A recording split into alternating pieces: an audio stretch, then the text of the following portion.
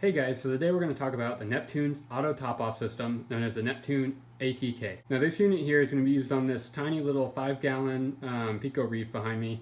It's basically, it said it was 5 gallons, but I filled it up with less than a 5-gallon bucket, so I don't know exactly how it's 5 gallons. But anyways, this little tiny auto top-off is going to be what keeps this little tiny tank in perfect condition with perfect stable salinity. So we're going to unbox this real quick.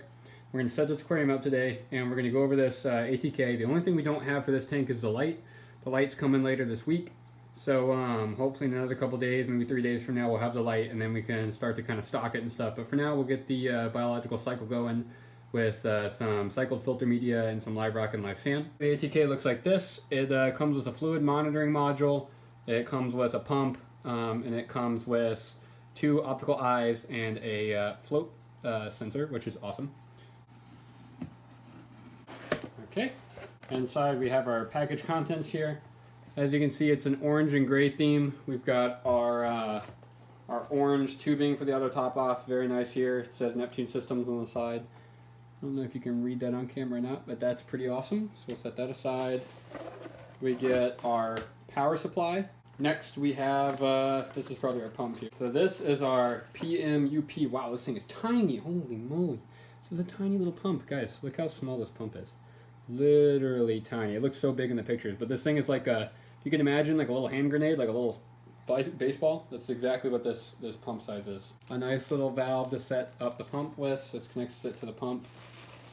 We have another little valve here, which has some screws and stuff. I think that's to mount the module to whatever you're mounting it to. Then we have the module itself. This is the fluid monitoring module. The FMM. This is a very light module, actually. It feels much lighter than I thought it would. I thought it would be quite heavy piece of technology, but we've got our little plugs here and our power supply there. Yeah, this is how you screw it in, you mount it there. The bread and butter to this system. The whole auto top off system comes pre-assembled, all the pieces you need to it basically. So packaged pretty nicely here, but essentially what we have a float valve here, and then the float, when it comes up, will completely stop everything independently. It's completely mechanical, doesn't depend on anything. Your RODI tubing is going to come in, I believe, right here. Right here is where your tubing is going to come in from your RODI top-off like reservoir. And then you have both your optical eye sensors there. These cables are both for your optical eyes. And then, so there you can see the optical eyes in their format. If the first optical eye gets disabled or broken, the second optical eye will take over. If the first optical eye is still in use, like still in good working condition, if it ever hits the second optical eye, it'll completely stop the system. If both optical eyes fail, it'll go until it hits this float valve.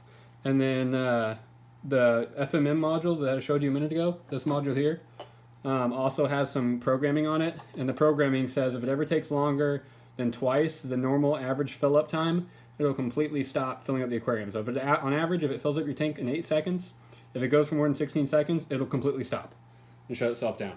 And it'll beep and everything and let you know that. So pretty awesome system. Oh man, that magnet is on there. Whew. Nice rubberized magnet here, really nice magnet. That's one thing I really wanted, was a good sturdy magnet. Oh dang, that thing is, I don't know if you can see how strong this thing is here, but it's nice and strong. I mean, that is not coming off of there. Plug pump here goes into a little funky plug on the module. It's a DC plug.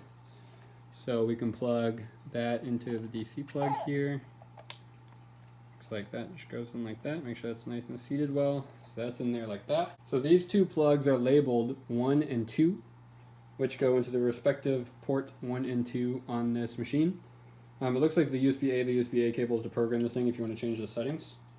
So we will plug in number 2 there. One right here. So then you should have 1 and 2 plugged in like that, and the power module, or the pump module there. Power supply goes in like that. So now we need to set up our PMUP. So guys, you just got to take this adapter here, push it on there real hard, just like you do on your RODI units. If you have an RODI unit, same exact thing. Take your tubing here, take your pump, and plug your tubing right in until you hear it push in there. You can even push a little harder to make sure. And then when you pull on it, that'll pull up like that. And that's how you know it's secured, is that thing is not coming out of there. And if you want to take it out, you hold down this and then you pull this little ring here, and then that'll come right apart on you. So the pump is now ready to go. Now this check valve I'm going to put in later. I'll do this probably off camera, but with the check valve it needs to be above the water line in the RDI reservoir. So next, guys, we have the most important step. So what you want to do is this will be screwed on here like this little screw here. You want to unscrew this screw. You want to take your yellow tubing here, or orange tubing I guess. You want to take your orange tubing, put this little nut here over the orange tubing like that. You want to take the orange tubing and you want to set it inside this little unit here without pulling all the other components of this thing off the table. You want to push this tubing in here like that. Make sure that's in there. Push this down and then screw that back on. Now what that's going to do is that is going to hold this tubing in place, so that way it can be your auto top off unit. So that way this tubing can fill up through this nozzle here. Now this doesn't have to be super tight, just tight enough to where it doesn't spin anymore and this doesn't pull out. That's all you need it to do. So then now we've got to take this, separate these cables a little bit, and mount this inside the aquarium.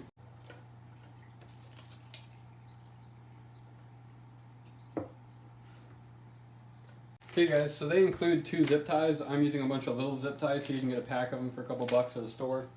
That way you can really make this look really clean.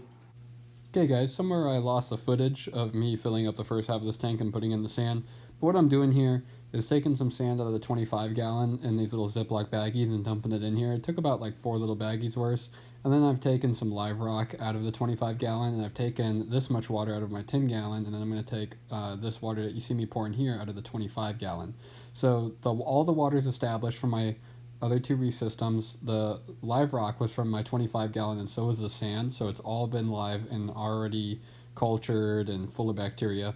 Here I'm just going to check the salinity real quick, and then now I got to put the filter together, which has been running on the 25 gallon for about 2 weeks now, but that biomedia has been in the 25 gallon for about a year now. And as you can see here, I just turned the filter on, but I was using an AquaClear 30 originally, but I switched to an AquaClear 20 because the AquaClear 30 was just a little too loud. But I think I might have to find a different filter solution for this tank. This light here is a temporary light. Right now I am currently going to wait for this little Nano light that I was using before. I have that coming back for the 10 gallon that you guys have seen in my other videos. It's in another location right now, and I gotta get it shipped back to me basically. But then the kessil is going to go in this tank, and that little strip light is going to go back on the 10 gallon. And the strip light can grow corals, but nothing more than like, I mean, I've grown Montiporas under it, but I'm going to use it to grow softies, because it just doesn't have very good color. And then this tank's going to become an SPS dominant tank. So I'm starting to ramble here a little bit, but as you can see, the tank is fully set up now. When I get the light in for the 10 gallon and the kessil goes on this tank and all the coral gets moved into the 25 gallon, I'll make a video update called the Ultimate Pico Reef Build. Thanks for watching, guys. Please leave all your likes and comments below, and please subscribe for more videos and updates on this tank in the future. I'll be making videos about this tank just about every week, and I plan to put some SPS in it. So once again, thanks for watching, guys. I appreciate every single one of your views, and I hope you have a great weekend.